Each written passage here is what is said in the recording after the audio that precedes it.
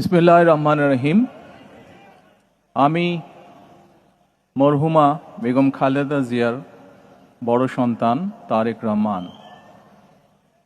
আমি আজকে এখানে উপস্থিত সকল ভাইয়েরা এবং বোনেরা যারা উপস্থিত আছেন,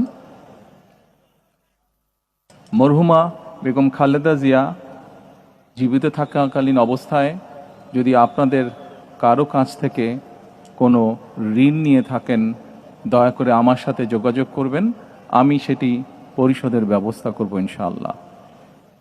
একই সাথে উনি জীবিত থাকাকালীন অবস্থায় ওনার কোনো ব্যবহারে, ওনার কোনো কথায় যদি কেউ আঘাত পেয়ে থাকেন, তাহলে মরহুমার পক্ষ থেকে আমি আপনাদের কাছে ক্ষমা প্রার্থী। দোয়া করবেন আল্লাহ তাআলা যাতে ওনাকে বেহেশত দান করেন। আসসালামু আলাইকুম।